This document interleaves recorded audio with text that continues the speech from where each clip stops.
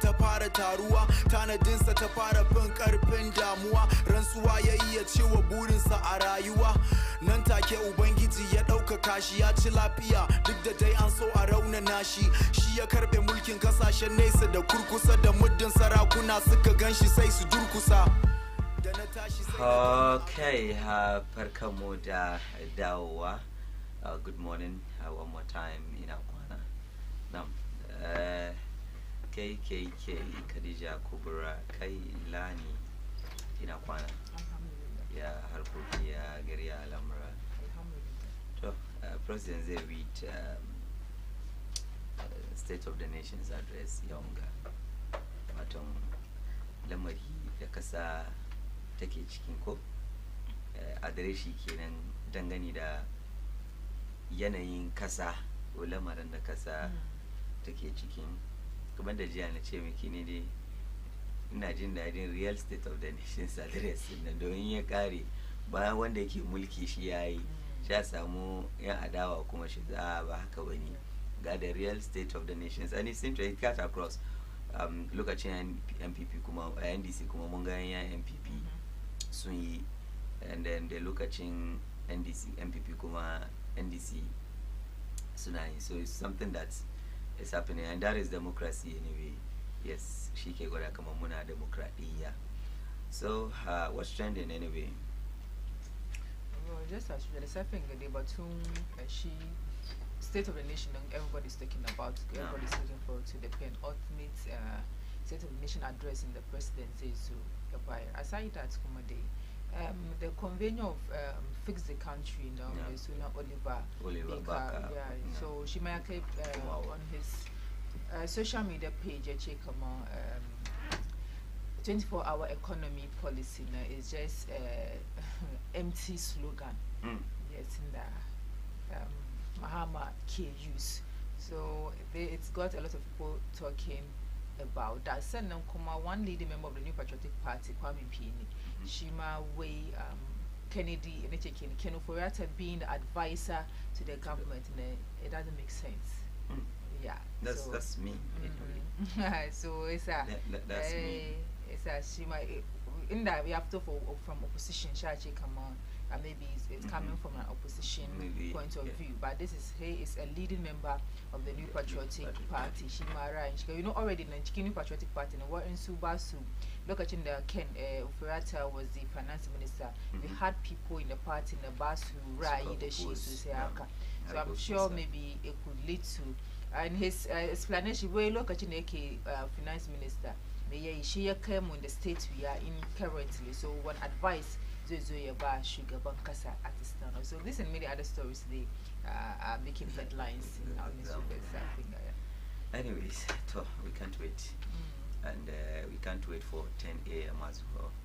Yes, for the State of the Nation's address. And so Moskolo zamu fara da waton labarin waton kalaman karin karfin gwiwa kenan. So mu kara mu juna karfin gwiwa. So we do motivational quotes na yau da safin ga inshallah. The toughest challenges bring the greatest rewards. Okay? The toughest challenges.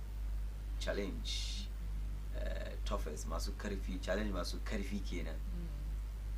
Challenge gasa masu karfi bring the greatest rewards. Shi ke kawo sakamako, manya-manyan sakamako, manya-manyan reward ajza kenan nam sakamako anyway. So that way the toughest challenges in da suke da karfi. Yanzu min kaman ka je ka doki easy challenge zaka samu wato ba zai haifar da wani kyakkyawar sakamako ba. I mean, like, does it mean in ka choose irin easy challenges in na ba zai haifar da kyakkyawar sakamako ba? The toughest challenges bring the greatest rewards. Manya-manyan waton manyan challenges masu karfi kenan challenges masu karfi yana haifar da sakamako masu girma. Waton I don't know akwai wani karin haske da zaki. So here let me just borrow the word. It's self-explanatory. Because mu je nisa mu duba even cikin addini. Ka sani an ce wanda Allah ke ba da trials da yawa me shi ke samu sakamako alkhairi na masu yawa. So in the nutshell, then the tougher your challenge, the greater your reward. Because the moment can come on, I've been kind of in pain, but then you are still pushing to do it. You come across challenges. The bond of mama kaya ka pass through all these challenges. Ka come abin da zai zo maka baya duka da sauki, and then it make you reach your destination. Amma the moment in the ka fara yin wani abu sai ka come ka lose hope. Then you stop at some point. There's no need in doing that again. So you just give up and then start living your life, and then you feel like, okay, Nimaka, I've been the so let's just take it like that. Nima destiny, like meanwhile that is not supposed to be your destiny, or that was not your destiny. They can decide that as your destiny, and then it's worked for you. So the moment you find yourself in any challenges, and if you know it's leading you to a right course, pursue it. Holiday can achieve that. Women can achieve one dream. You'll be able to fulfill your how do you call it, your desire, and then you have your self-fulfillment. You'll be able to have your desire and then self-fulfillment.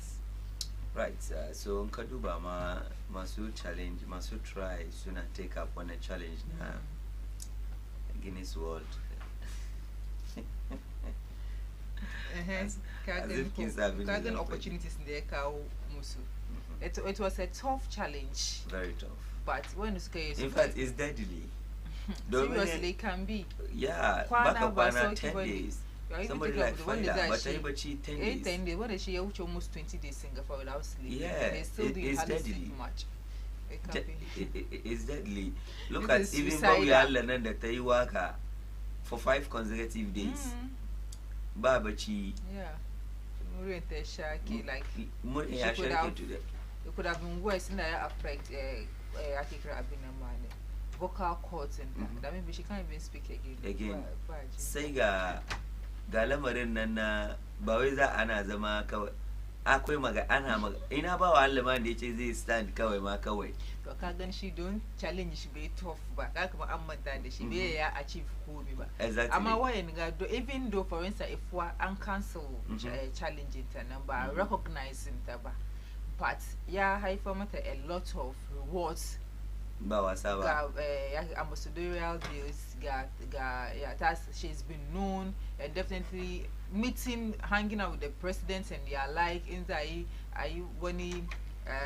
dinner gala managed that she's the one they invite to come and do it. She get opportunity to talk on behalf of the country as a tourism ambassador in Nakasa. Imagine. So it's it's a challenge that she took, and it was very tough. Like I said, it was deadly.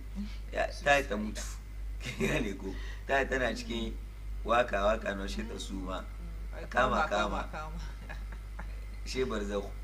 Kinganiko. Yes, but she took it out, and abin da kamar da mu understand kuma na ji dadi yanda yake kawo mana batun addini wanda suke samu irin jarrabawa manya sai kuma kaje ma irin jarrabawa ma jefe wadanda yake yau ba za ka compare wanda yake yana tashi yana karatun alkur'ani yana sallolinsa na biyar yana azumin sunna yana kiyaye kansa da miyagun ayyuka yana watan tashi cikin dare a yayin da mutane ke cin ɗarin bacci yana sallolin dare ai ka san ba za ka compare mutane biyun ga ba zai yi ba.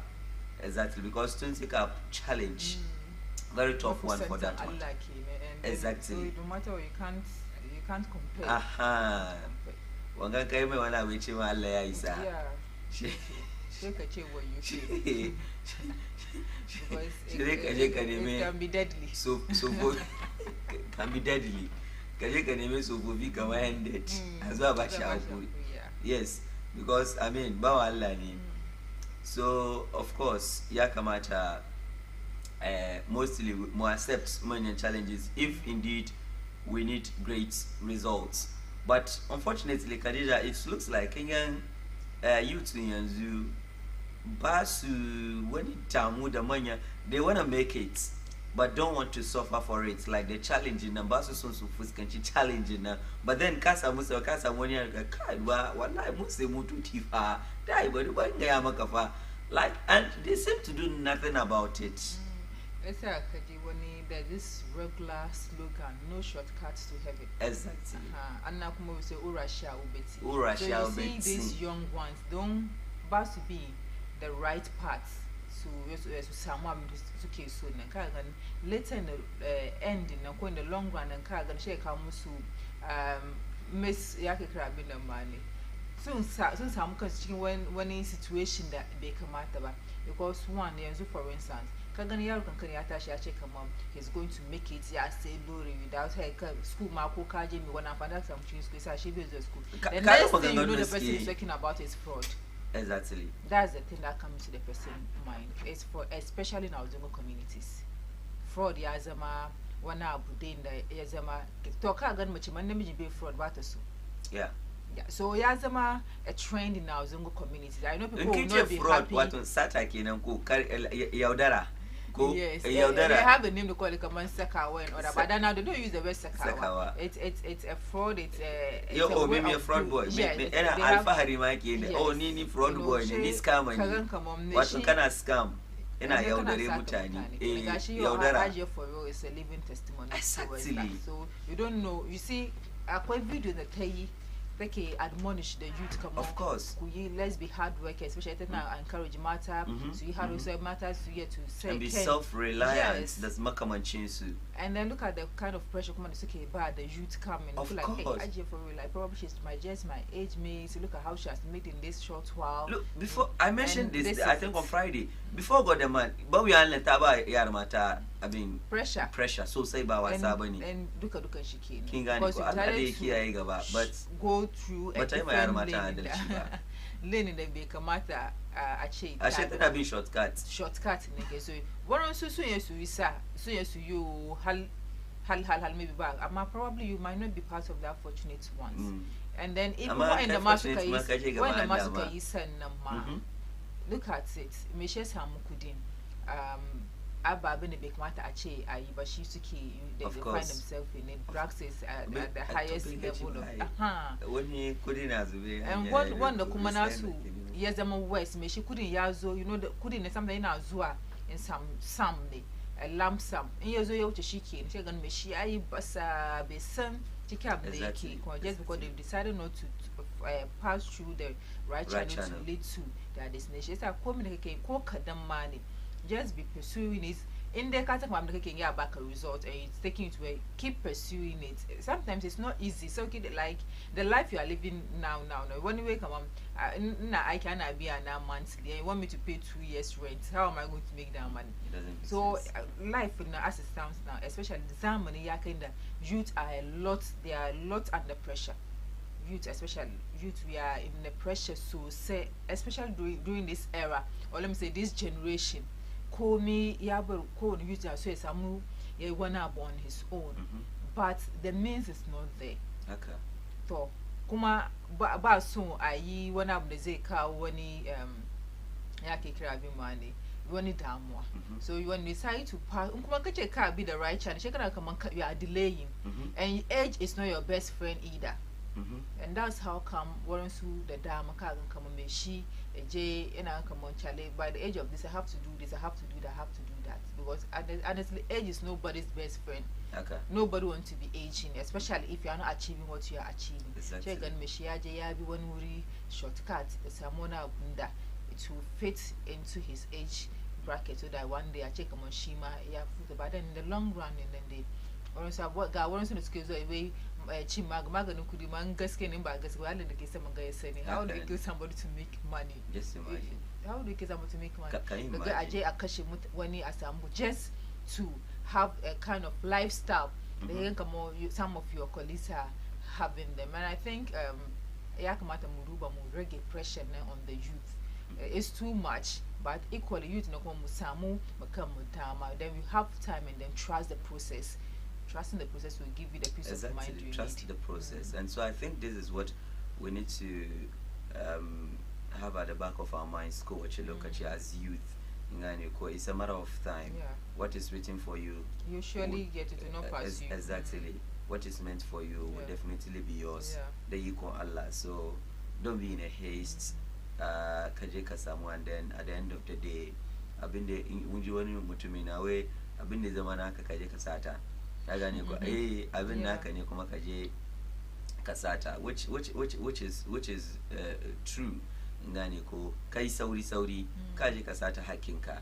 I've been the Zamonaka Shekajeka Wakaje Kasata. So youth will take time and take up the challenges in if we really want to make it big, then it means that we need to accept to toil. We need to toil big and do bigger challenges, and that is how, or the only way, we can actually get there. Ubangija Allah isamu wonye lafiya yabamu karfi. Khadija, 13 days more to Ramadan, and I don't know how far with Bainazango Trade Connect.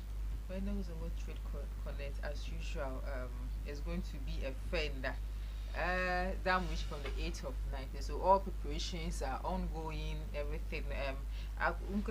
Slots we're talking about what in the cookie soon maybe cookie soon book stands yeah, could be space to come and exhibit your products in a number there come out and the reason why we even have to participate is because of the opportunities that the cancer company that also put the last time I was mentioned that once you products you see that you don't even know they are in the market. So it is the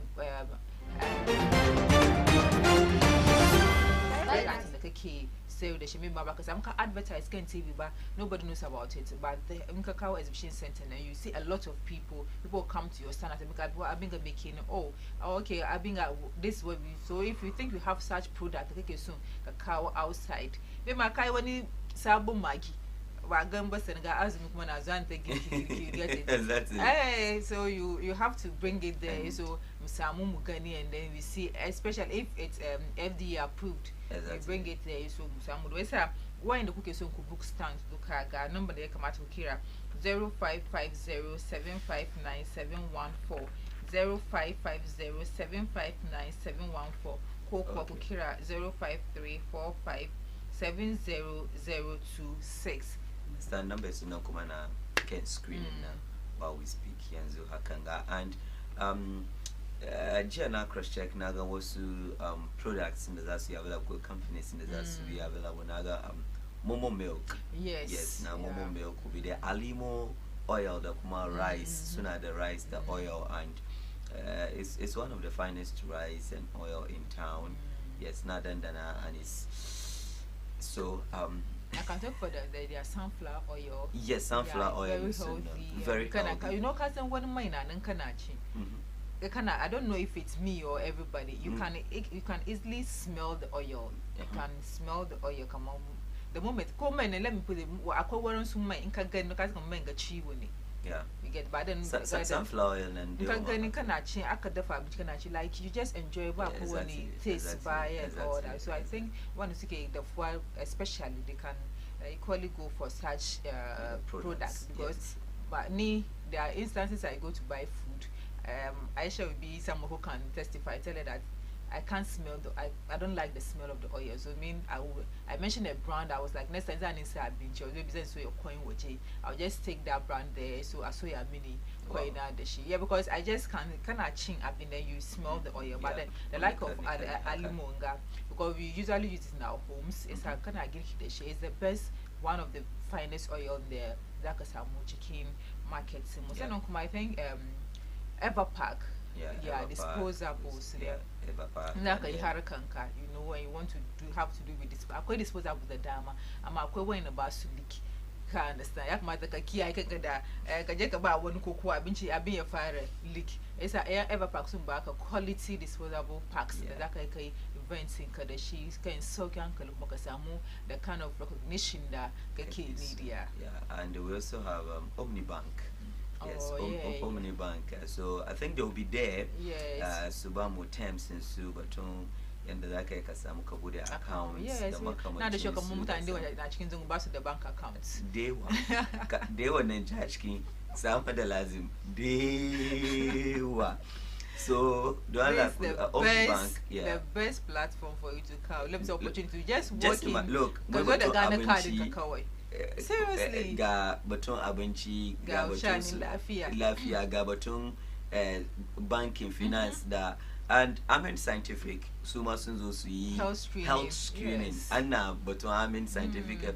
Oh my God, I can't wait for it when Seriously, that just come on. do- It's it's just like like, a book just started, like but you should quickly it's so amazing. limited slots so kui and kui like before kakira chema come on Anchika, you should Anchika, yeah, kindly yeah. call the numbers on your screen so quickly because I'm a bookstore and the rate is so super cool. yeah, Super cool. yeah, And you know something? Ina so yan zango su sani. Sha ce kama oh zongo ba mu support namu. Look, mun ba ku dama. Yeah. Muna support namu. Kuzo namu ba kuzo ba. She ko ce ba muna support su. Mun ba kuzo ba to. She ce mun bar ku da. No, like I mean, ba kuzo ba ka je ko fadi kama zongo ba support namu. Do you get it?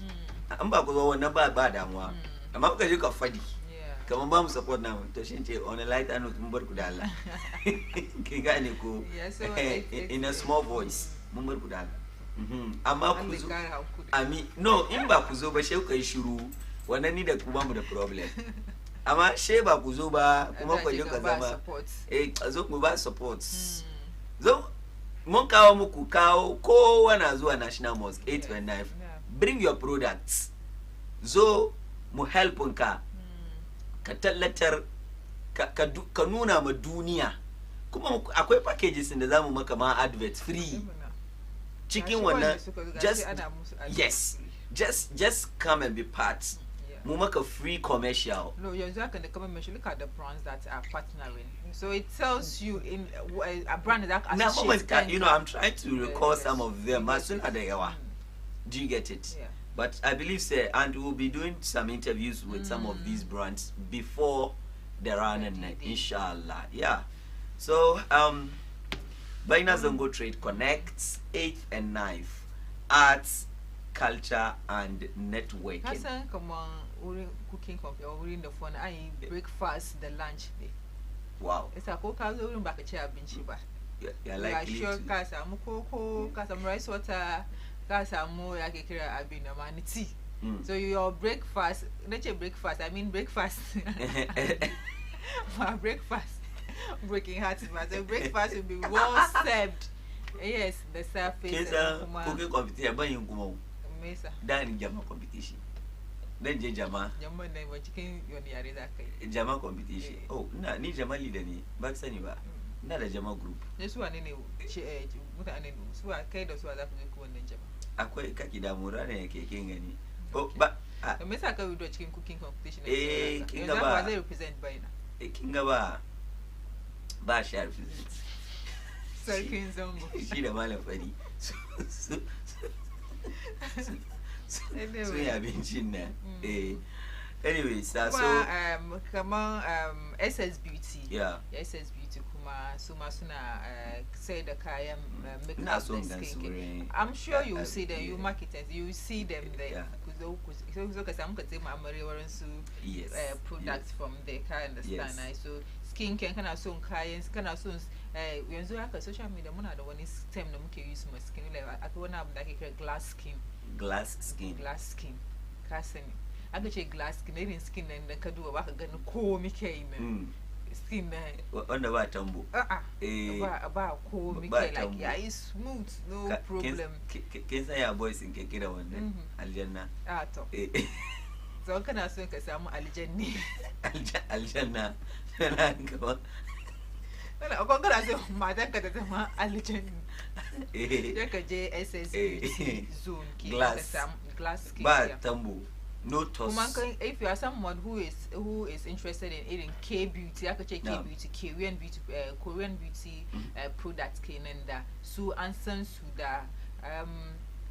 the they are known very well for their knowledge in skincare. Kind of say, carrying glass skin and duka wouldn't so glass skin from the snail mucus in the sorens. In a glue. Yeah, yes.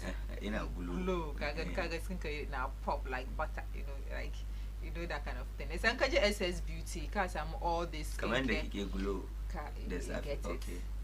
Before I start makeup, my first scanner. Can't get the way for scanner. Mantada makeup. But to makeup, all thanks to SS Beauty Zone. This is soon I'm name Alaska, so you can call them on 0244483997 0244483997. So SS Beauty way your #1 shop for all your beauty products and accessories.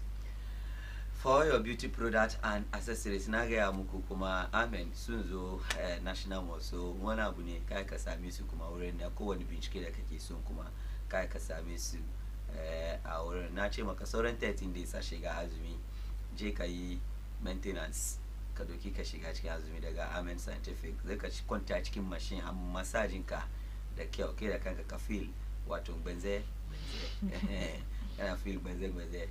Tashi kile kase yazuri let's go Ramadan Allah ya ba mu ladan da ke ciki so kekeke na gani shikenan sai dai mu je mu dawo mu kawo wato labarin jaridu kenan yes and then afterwards sports da kuma political segment yes mun bude phone lines kuma mu fira da wato masu kallo. Yeah, maybe expectations towards the state of the nation towards the state of the nation. Taxes, elections. Mr. Dode, I make a point. Some of the things, like the major, one of the things we want to hear President here emphasize, assure the election here is in things don't go the right way. Whoever deserves or whoever comes out as the winner of the election, Yakamata, ya hand over Ken Soki, Kamaka Nakabashi Ken Soki, she might hand over to anybody who emerges winner in the 2024 election. She might pass hand over Ken Soki, Ken Soki, regardless of the political party.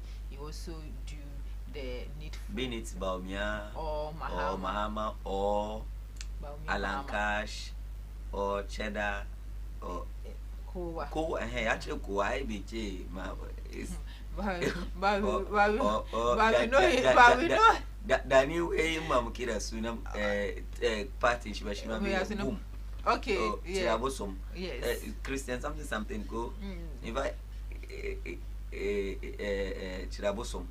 Reverend Chirabosom. Reverend Christian something like that. Naman Chirasunam. Yes, or any of them, or as an Ayaraga. Of course. Yes, or Wakuma. If you don't go, Freedom Party, but as well. Okay, she Labour Party for her. Today, Democrats and the Republicans. It's that so. So maybe what listeners, the viewers, may speak soon to issue of taxes. Maybe I want about the taxes in the book impose. Yeah, if we talk about it. I mean, it's about the state of the nation. What state is the of the nation's address? And so we would like to hear from viewers in Mukuma. So, Maso Kingani Abenga Labarana Christian Council Kuma, Batum review na new taxes in the Sukazo. I don't know if you've seen that when Labarina Batum and Christian Council. So Mason Kara Morion so okay, I think you're asking some of the newspapers anyway, so we'll get there inshallah. Manager Islamic Council. Islamic Council. Thank you for the say it loud. Islamic Council. So but the back at our Ghanese I'm sure maybe come on it's because of how the nation is about. So Anna won't say yes so sometimes there was always one kind of misunderstanding. So mostly so they relax a bit until kind of kamata. sannan su fito su zo su yi magana. So much sooner relax and maybe there's no need for them to talk as at the moment. Since the Christian Council has come to talk, because it's also religious. Maybe in this come on. And kamata ayi magana. Definitely so much to see. But sometimes suna jikiri correct. Like things. Some people take it up upon themselves. Yeah, really interesting people. Very interesting people. Like very, very interesting people. So, when the leaders of the Muslim Council came and Assalamu alaikum. Muna muku gaisuwa. Muna muku gaisuwa. Shugabannin addini kamar yin su akwai NMC ko women National Muslim sometimes wanda suke yin da forgetting the name in Coalition of Muslim akwai COMOG shi yana nan wannan COMOG organize the Coalition of Muslim Organizations ina nan sannan akwai the National Muslim Council where akwai Muslim Caucus in Parliament is part, Office of the Ahlus Sunnah wal Jama'ah, Office of Tijani, Office of the National Chief Imam, and all the relevant stakeholders. Sudika Suna chicken and we normally in every year Kumasuna meets. The National Muslims Conference. Yes, National Muslim Conference. But okay, the National Muslim Conference, I think that's the name of the conference. But sooner or sooner. I didn't know also. Okay, anyway. Let me just go and give them a name day. Yes. Okay. So they'll come out. Okay. So maskaloza muje muji kama koshi muzo muka dawo daga kama koshin nan sai muzo mu ci gaba da shirye-shirye. Na ga wani graphic kuma wai Mahama zai fito da running mate shi next week. She might check by the end of earlier that week kamata a check but it didn't happen. So let's see, maybe next week was this. Many people they are still contemplating between Prempe, Dr. Prempe, Dr. Yao say Educhum, Napoda Educhum education. The former education minister, the energy. But education beauty, yes. Mama Kumala says Shimaya is education. Yeah. Education. Education is the key that's here. They should stop politicizing our educational system. We hate it. Okay, so that was okay. That was Mukau Soro Hakoke, inshallah. Salam alaikum.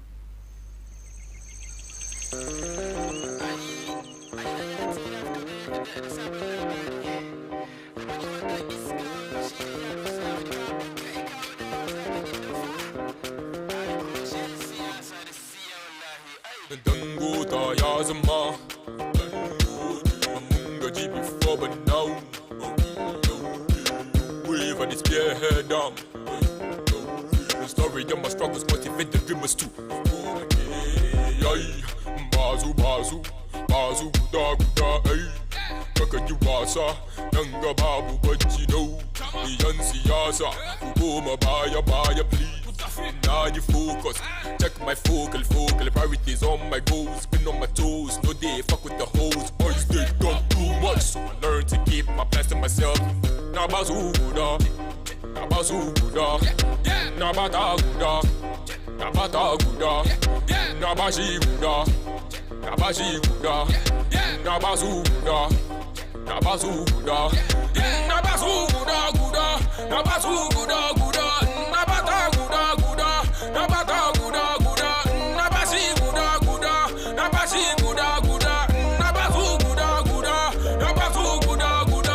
then she don't give me time of day, but now she wants to make me night. Oh, how big they get in yash. Cause back then she they gave me like some food. I well too far brought in the fire. I get in desire. Zamu blaze it up, wallahi my guy. Go go fit kaya. Na bazuda, na bata guda, na bashi guda, na bazuda, na bazuda, na bata guda, na bashi guda.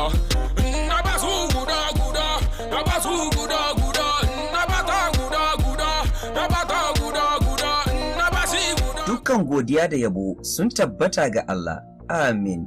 Wani asibitin kulawa ta hanyar kimiyya da gargajiya ya samu lambar yabo na bakar tarihi a Ghana, Amurka da kuma nahiyar Afirka a matsayin asibiti wanda ke bayar da kulawa mai kyau kwarai da gaske. Asibitin Amin Scientific ce cibiya da ke bayar da kiwon lafiya ta hanyar babban fasaha wanda ke bayyana duk cututtuka kuma ya warkar da ku. Sun taka rawa wurin magance cututtuka na yau da kullum. Akwai kwararrun likitoci masu kwantar da hankali wajen kula da marasa lafiya. Asibitin Amin Scientific na kuma ba da kulawar homeopathy, naturopathy da kuma reflexology. Shin rashin aihuwa ne ko wani cuta daban? Kada ku dubi ko ina. Insha Allahu, Amin Scientific zai warkar da ku kuma ku shaida kamar yadda mutane da yawa a Ghana da kasashen waje ke yi. A Accra, asibitin Amin Scientific Herbal yana dome bayan Smith Flat da kuma Lashibi, Klagon kusa da Ashaman Under Bridge. Amin yana da cibiyoyi da yawa a kasar Ghana. Za ku iya samun su akan wayannan lambobi domin gane cibiya mai kusa da ku. 0244-227-192 ko kuma 0207-229-505. Amin Scientific Herbal and Alternative Hospital. Allahu Shafi. Allah shine mai waraka.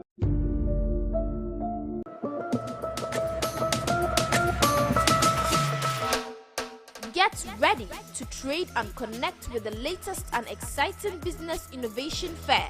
Baina TV, in partnership with Zongo and Inner Cities Development, present Zongo Trade Connect 2024, the biggest pre-Ramadan fair, a 2-day exhibition activities, workshop with industry players, networking, fun activities, and many more. Happening on the 8th and 9th of March 2024 at the National Mosque, Kanda, Accra. Traders, business owners, entrepreneurs, and consumers, don't miss out this golden opportunity to discover new products, network with industry professionals, and make valuable connections. To book a stand, contact 0550-759714 or 0534-570026. Sponsors.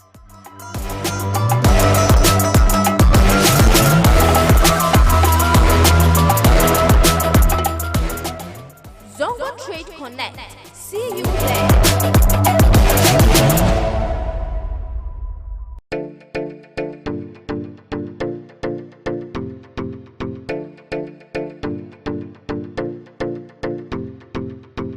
All work and no play make Jack a dull boy. All play and no work make Jack a lazy boy. Akwai lokacin aiki, haka kuma ne akwai lokaci na nishadi. Hanzari ba gudu ba. Mun sake kawo muku a sabon salo na shirin da kuka fi so Baina Showbiz. Za mu shigo unguwanninku mu yi wannan shiri tare da ku. Sai kuma mu ci gaba da kawo muku duk abin da ya kunshi game da nishadi a cikin zangonninmu baki daya. Kada ku manta, ni ne naku Ambassador Entertainment Bash aka Sarkin Zango tare da abokiyar aiki na Aisha Muktar. Kar ku yi nisa da talabishin ku kowane rana Asabar, inda muke gabatar muku da wannan shiri Baina Showbiz. a ce muku me, a ce muku daidai ne.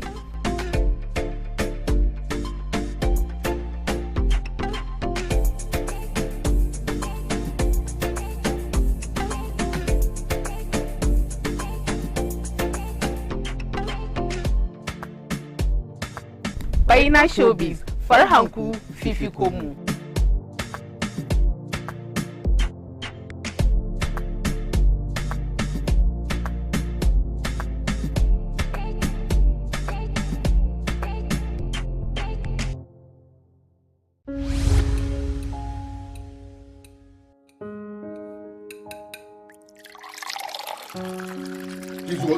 kin gani kin ba wata kika kai ya kike ya kada ni kai ka san bai shada ki shada ni mun ga da ki shada ba ka san ba kuskure ne na so wannan ba kuskure ba ya ishe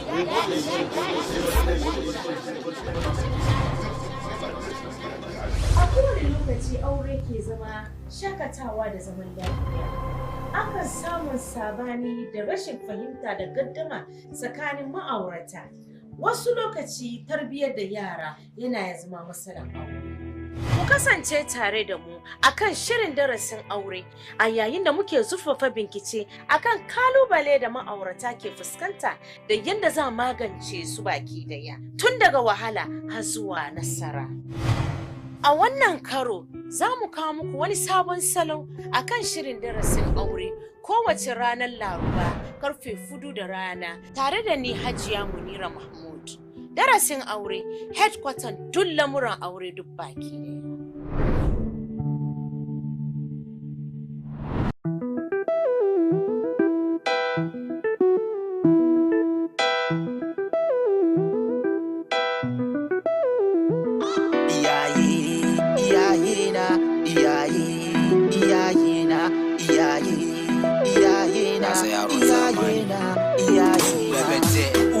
Barka da warhaka mama Rabi addu'a ta Allah ƙara ɗaukaka ko ki yafe ma danki ko kuma dan ya hallaka ya lalace kamu da ciwon da babu warraka abinda kika min ba zan iya biyan ki ba kin dauki ciki na ba wanda bai ga wahalan ki ba bayan wata tara kika haife ni kika rene ni garin tafan ku babu wanda bai ga kokarin ki ba lokaci yayi da zan share miki hawaye taimaka miki da ke da abba da kawaye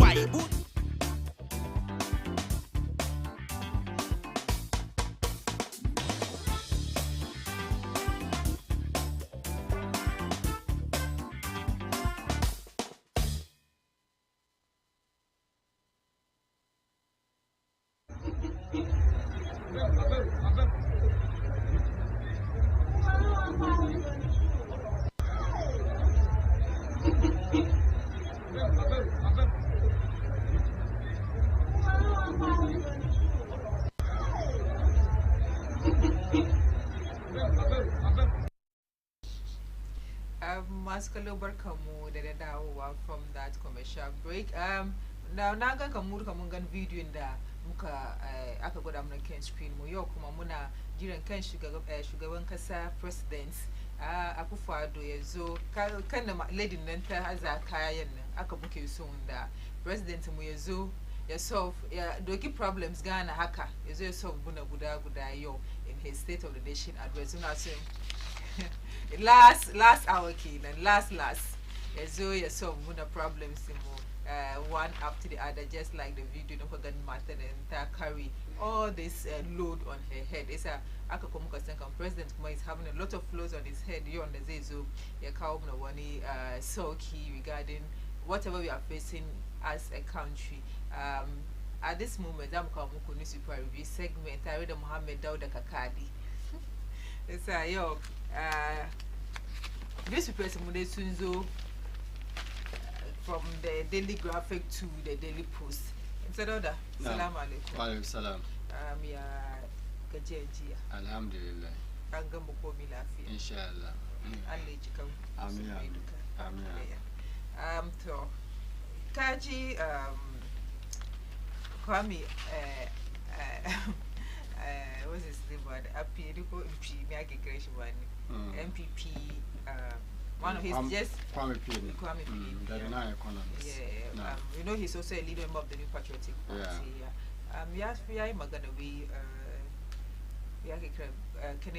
Ken Ofurata being the advisor to President in they solve no issue. It's a no. It's needless.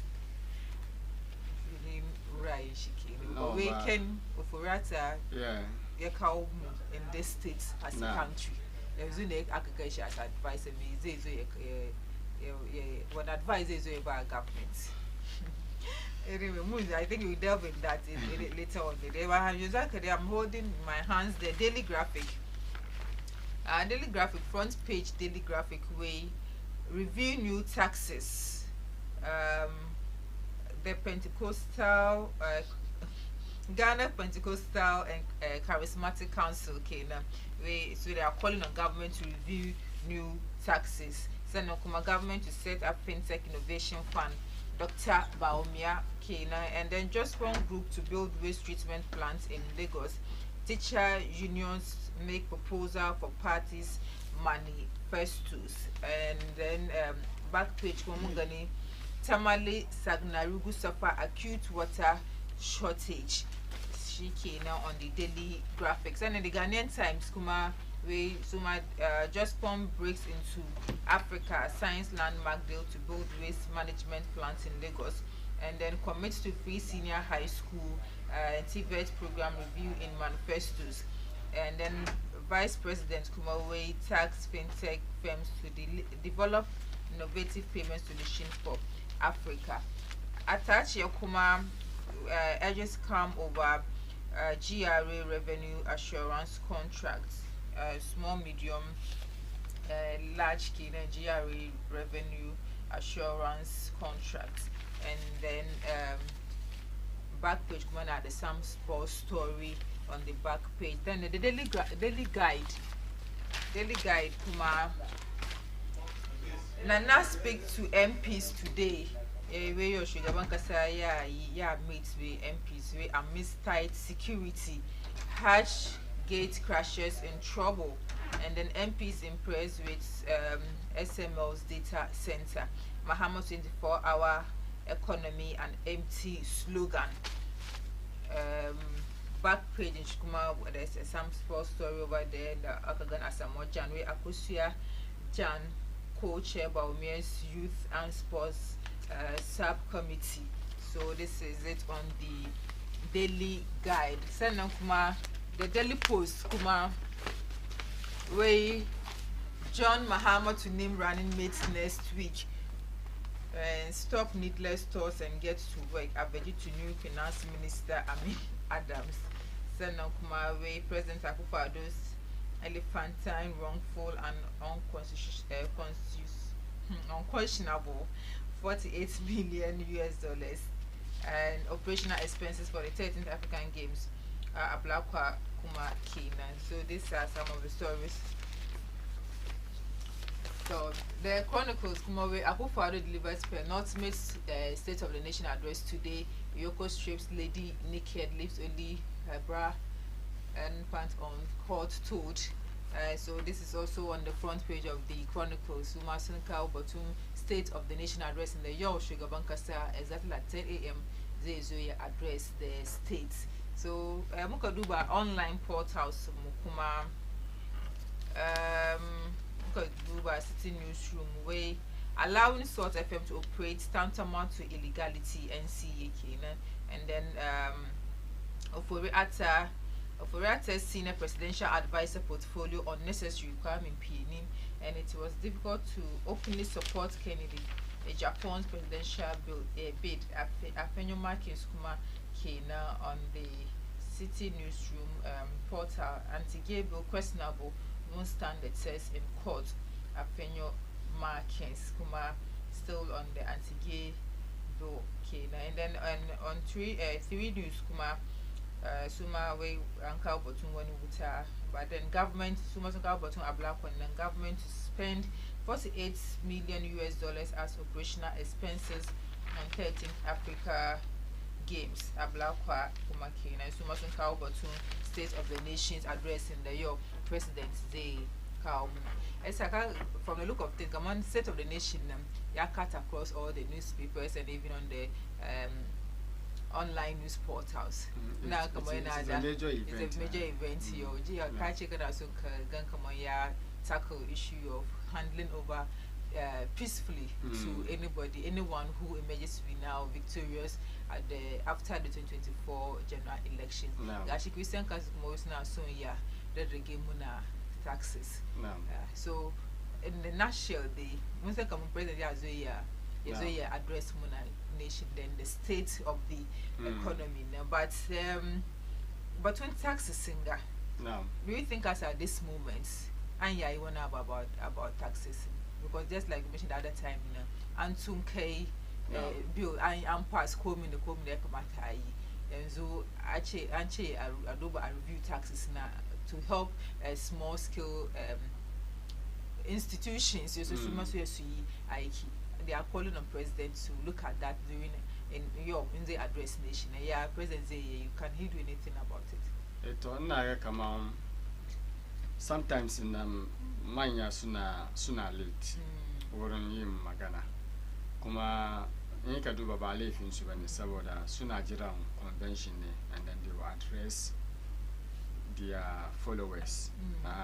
ko their congregant mutanen churchin su so suna jira wannan lokacin nan in ya son su yi magana amma irin wayannan maganganu yana tasiri ne kafin a past budget and then ana allow memoranda kuma in kuka ji hint ko aka pass budget na aka read budget na cikin debate na you can even write to influence some decision making amma an ce wai better late than never saboda taxes na idan yayi ma mutane yawa especially small scale businesses sai ga yana eat into their profit so profit nan bai kai su sake sa profit nan cikin ya sunan shi businesses na su expand su su break even wa kuma su produce at a lesser cost ko su dauki sauran ma'aikata so kira ne da yake da kyau amma kin san kuma yanzu mun samu finance minister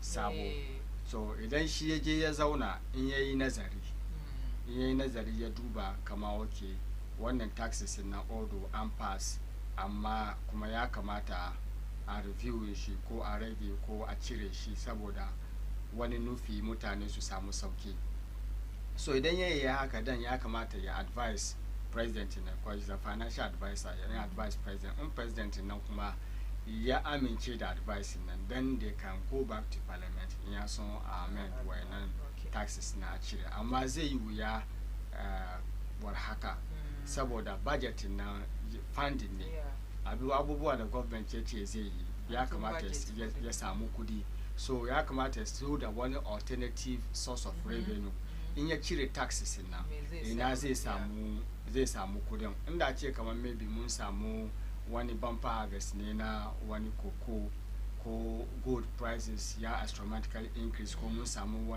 oil ya je wani dai revenue source dai sai mu ga kamar mun ya musa wannan kuma it is not good a ce kamar za a sauki tax in ya son aje a karbo loan a replace tax nan da shi so doka dai kira ne mai kyama kun finance minister sabo ya je ya zauna in yayi nazari in an yi ya sai a yi ya a rage ma mutane wahala don gaskiya wahala ne yayi ma mutane yawa na maybe getting to that maybe things can change in one way or the other, especially the by shekara da yanzu we are now in our second month, so let's see. Maybe there will be some turnaround. Here's some first quarter na ya kusakarewa.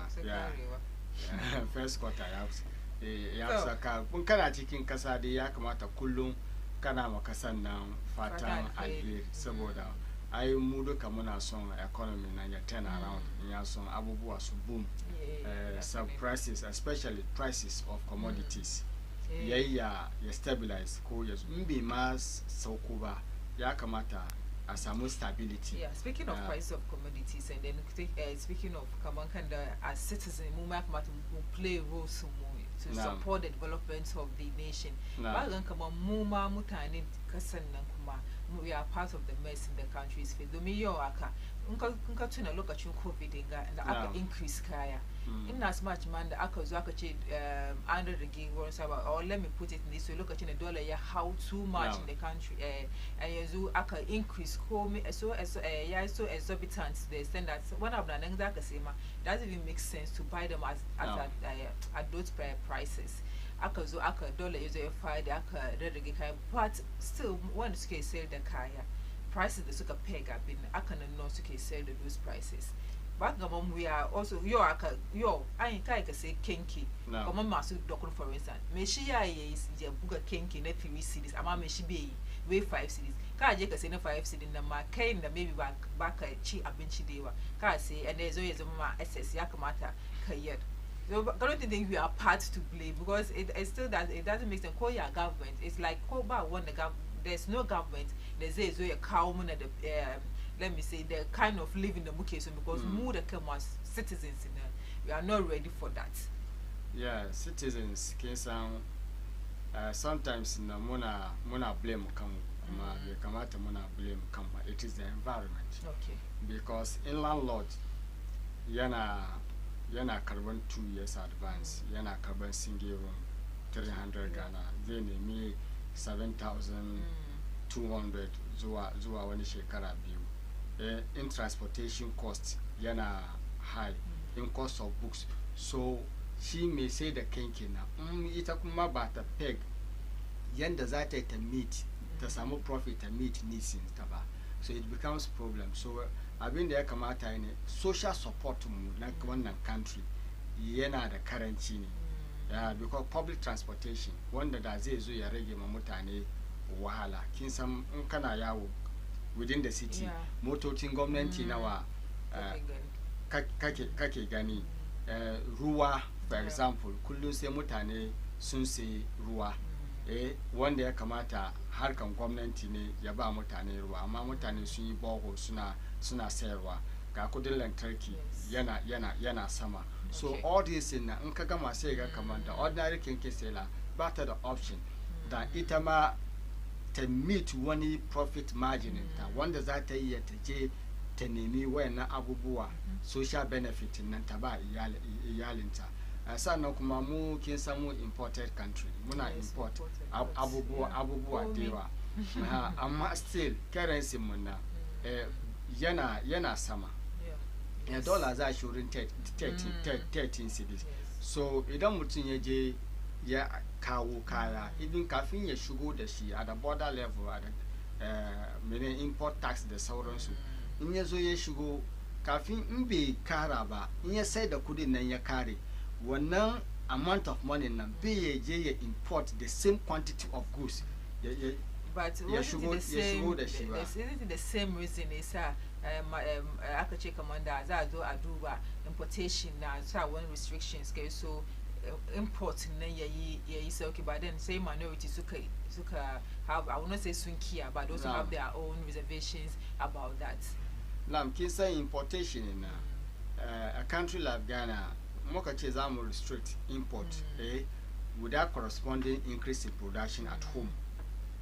Prices of goods will rather be higher, because in ka restrict import nan kadan da za su shigo da shin nan sun zo su kara kudi. So abin da ake ne kana build import substitution industries, ka reach certain level sannan ka zo ka restrict import, amma kai sai ka zo ka ce ba shigo da wannan kaya, ba shigo da kuma kai locally you are not producing, so even the prices will rather be more higher will be more higher. Even just imagine looking at our African printing, one da ake yi in kasan gana da sada ma ya fi na Chinese sanda ake shigo mai da shi. To yanzu sai ka ce ba shigo da yes, that means an collapse. So kadan nan da za su yi, because maybe quota ne, maybe they will not ban, akwai band, akwai quota, maybe an receive mai na iya akwai wani tons of da za a shigo da shi. To kadan da za su samu licenses na kuma it will breed corruption, because lokacin da mutane suna need licenses ne. One way is an avenue to create money for some group of people. So in ba ka cikin gwamnati misali ba ka samu iko ka shigo da wayannan kayayyaki, sannan kuma mutane sun je su sai su bi ta barauniyar hanya su zo suna shigowa da shi, ana gamawa da kaya. So it's a whole lot of things ya kamata gwamnati ya duba insha Allah. Inda har za mu change taste, za mu change taste. For example, certain drinks da muke import haka, amma je muna shan su sobo da su samiya da su ginger. Just like you mentioned earlier, in a cow substitute. So when there's a body importation, all this ashara sunga. Suga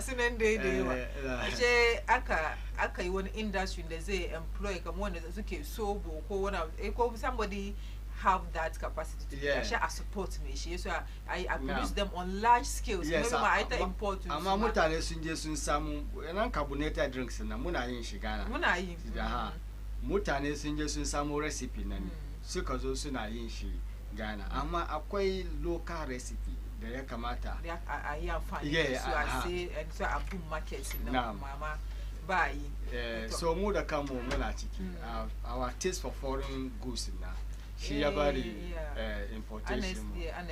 Honestly, the energy restriction kind importation of rice that mean so say. I was like, hey. I was like, hey, you know, like local rice now is very good, but I can't come and taste bad because you are not used to waiting.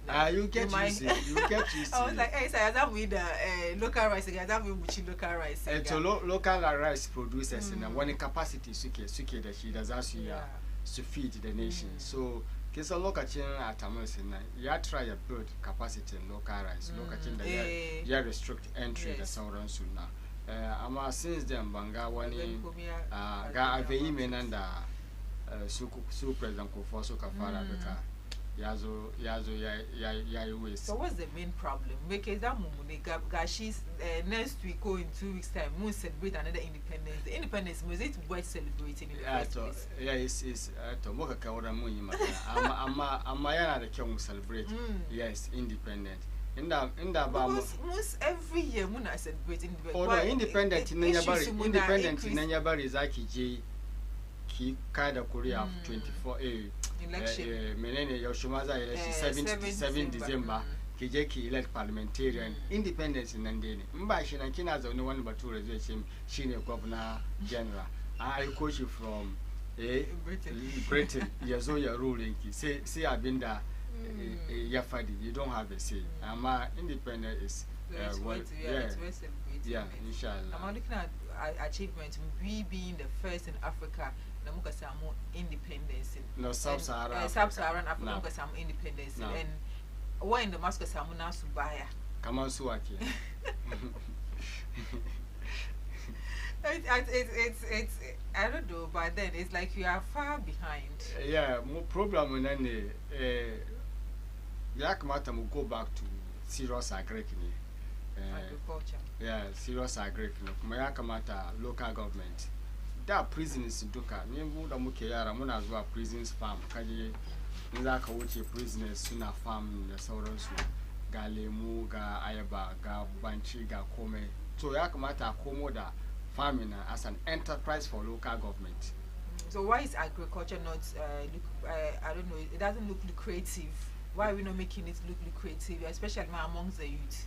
Because some time ago, she try about agriculture. Appeal to the planting for food and yes, and no affiliate now. I'm Magana now. Yes, he's not a member of the party. Ama is government policy. So irrespective of Bashina, Kisan the Shieki Baton planting for food and Amatin de Fury. Yet, Banjishi, policy Nala ne free any, by the government. Maybe not free. Okay, so I'm planting for food and jobs, many agriculture and the sugar. You have a monajish. So, anyway, let's put that aside. Maga, like chicken last week, but you this week that your mama's name running meeting. She ran ending of February. Yeah, she your 27th, yeah, 27th, and but then you next week, so yeah, Bam running meeting. Uncle Julius Debra, Nana Opoku, Achimanda, Wani, yes, Shima. So come on, these three what in that they pick one amongst them. And so, but we now the data more to every now and then here get on this set. Looking at this other two, Julius Debra, that she the other gentleman, she Eriko Poku. Meza Duba away to view even my if by Bejeda Nana Jane Poku between Sakani Julius da Eric. Meze Duba a way sushi. The Kuma was in your view, not like selecting picking one for but in your view, what do you think I'm a jade of this person? The aim is to go, the goal is to win the election. That might be the one that say initially you are even having your reservation about Nana Jane was Ankaita about Ganam the table, but you also equally said that there's a talent politics and so maybe so let's even leave her aside. In they probably Kirataba Sakani Julius the Eric Wake the one how should I say it? That structure is also what among them was a Te Makama Mahama so yes samu nasarar da suke son cikin 2024 election. Yeah, kisan shi Jilo Zebra yana da wani position musamman wurin Mahama. Yes. So da ya zama chief of staff. Yes. Kuma chief of staff kuma kullum yana tare da President Mahama. Yeah, president. Idan kika duba kuma da ya zo ya sunan shi opposition nan. Inda zai je duka da shi da Jilo Zebra yake shine za cewa yanzu shine chief strategist din shi. So the loyalty is there. Na farko abinda kake duba ne shine loyalty and expertise. So Jilo Zebra ya yi aiki cikin NDC nan da yawa. Idan ka duba matsayin shi da matsayin Eric Opoku ya fi Eric Opoku matsayi cikin NDC. Sannan shi kuma ya fito around Eastern region amma Eric Opoku from Bono side ya fito. So idan kika duba closeness da Jilo Zebra is very closer to President Mahama. Sannan shi kuma very vocal ne, very energetic ne, yana da karfi sosai. Idan kuka je kifi in ka gan shi kifi sun ne kamar yeah, very very strong man. Kuma kana neman wanda ya understand the views of the president now, the policies of the president. So going forward batun 24-hour economy nan doka da shi ake yi. So he will be in a better position to sell the policy than Eric Opoku. Ama Eric Opoku background shi now in the yefto na sunfi in the Derek Jilo Zebra yefto vote. So idan za ka duba kuma regional balance wanda ke da region da zai pool to shi Eric nan ya fi Jilo Zebra. So in there za ka duba wannan amma in za ka duba loyalty, expertise kuma service to the party to Jilo Zebra will be ahead of wannan Eric Opoku because when he was the chief of staff, Eric Opoku was a regional minister. So ba hadawa. Okay. Amma kuma akwai a surprise mu kuma with a different name and a known NDC person. Remember yesterday G and I the same and I have to make a question regarding what about Mia is surprisable for somebody from the north. So maybe what if Mahama yes surprising me just like I say yeah crowd any maybe outside these three. No. Yeah crowd any but what if yes surprising party yeah no yeah cow somebody from the south and Muslim. Okay. One not surprise yeah. Wouldn't think that would work for the for Mahama.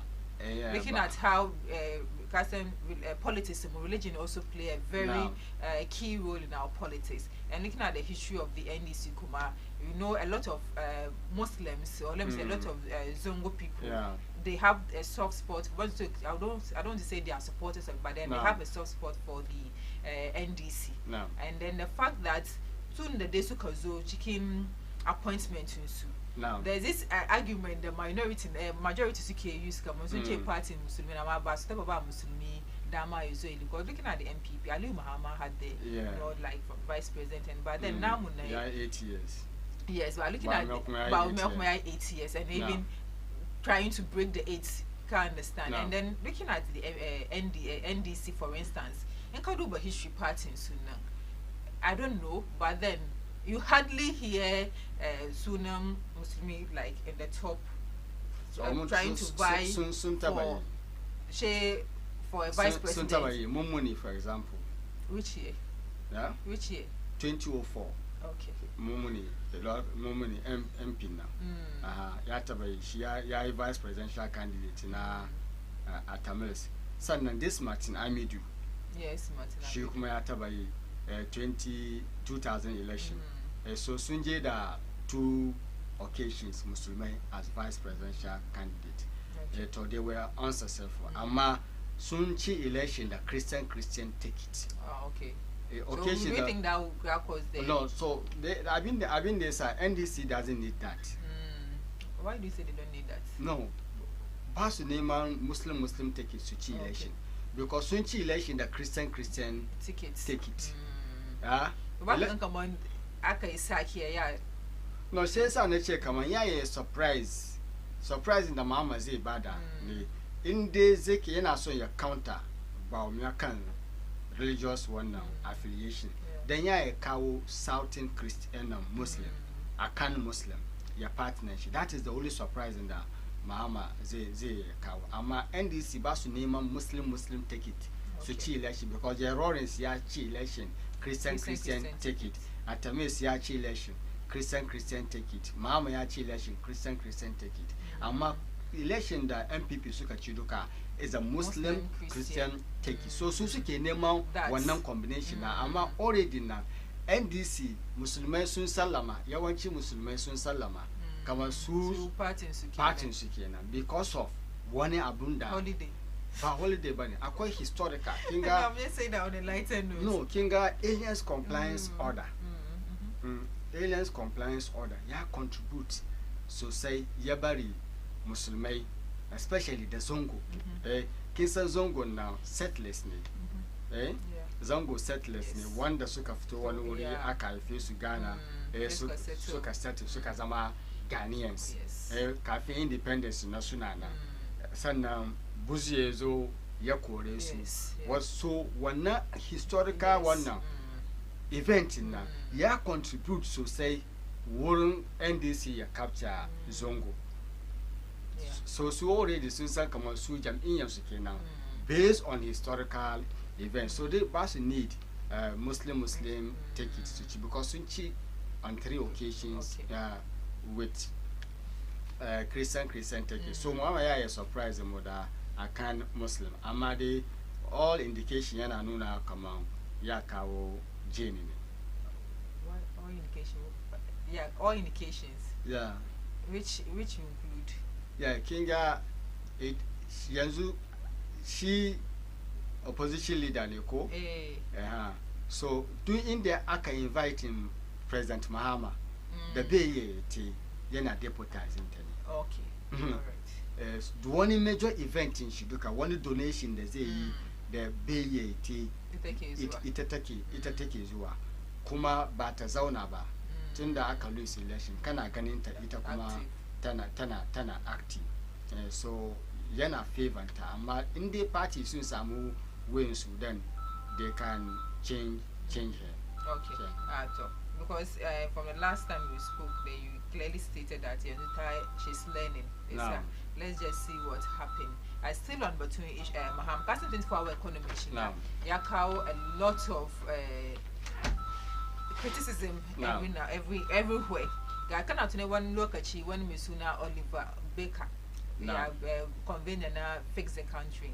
Yeah, she might do key story she then daily graphic. Yeah, post she will come 24-hour economy and it's such a strange choice as a flagship policy agenda and it's even worse. It's empty. It's just a mere an empty slogan the bar called chicken. Actually be states ababenda yake reasons the yake so try to say that it's empty. But in the Kaduba in the space, in the media space, everyone when there's a mudama in Magana, they refer to the 24-hour economy as an empty policy. Is it because Mutane are threatened by the policy? It's a criticizing, she referring to as very empty in the back home, or it's really an empty policy. And they're looking at our state or maybe our economic state as a country, looking at it at the angle and be benefiting more as a state. Kinga mutane divergent views yana da kyau. So I can also refer to TUC. TUC Ghana Trade Union Congress ko.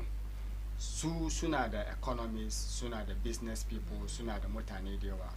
Sun sit down sun ga kama 24-hour economy na yana da amfani. Idan ka je Guta kuma sun zo sun support.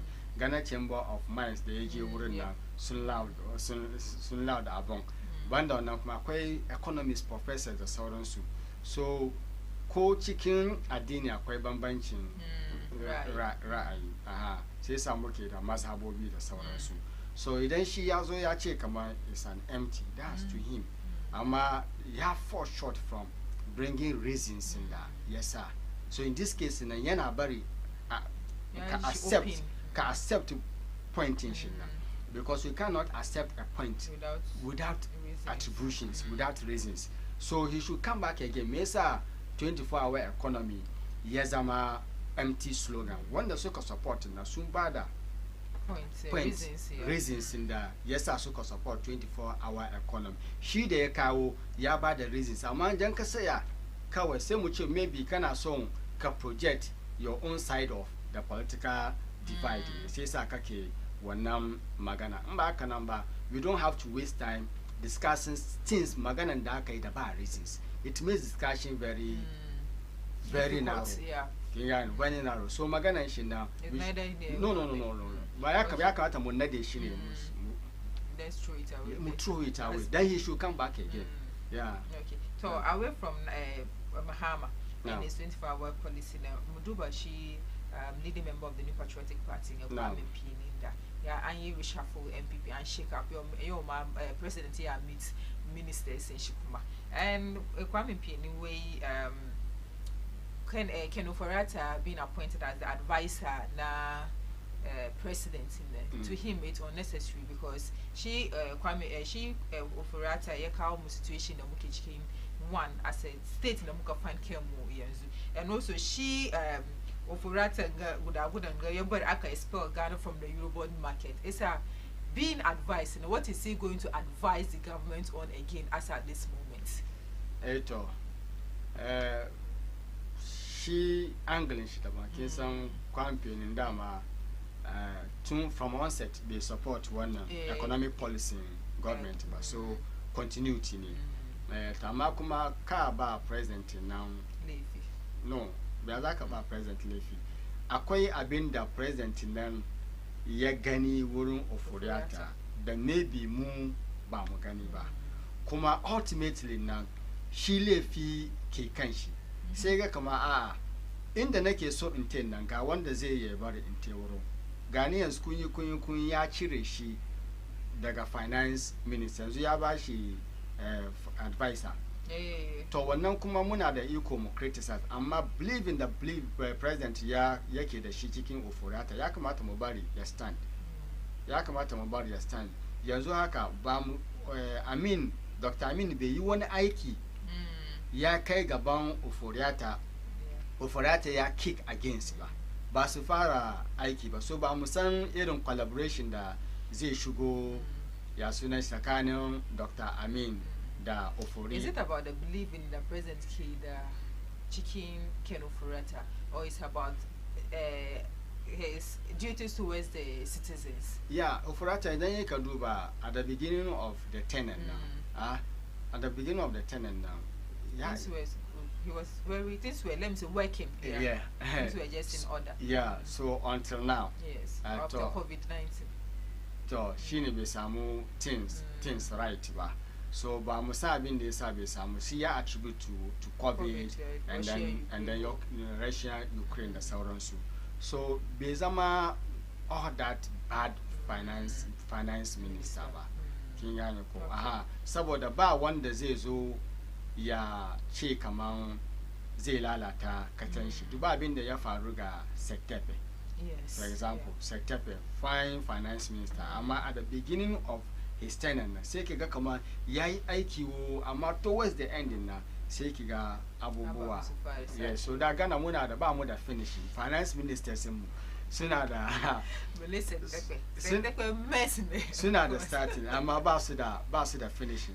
So in ya kai shi it's actually may make a course what akwai start amma ba finishing and make a course. Is it because of the unforeseen no it's because first time in idan suka zo na suna abubuwa dewa abubuwa dewa ba su abu strategically komi suna son su achieve because saboda cycle of election 4 years in now so promises in the aka promise within 4 years in Nandoka and also fulfill in also are using she as campaign so say ga ana karban rance ba tunane ana wani expenditure ana even the first 40 years in now say you come ana please even the party yes because ministers in the year they were 100 and something in Nandoka is to please the party the presidential staffers the sauransu so wannan ne amma aka zo second term ya ci election nan sai ga kuma abin da yayi first term nan yana damun shi.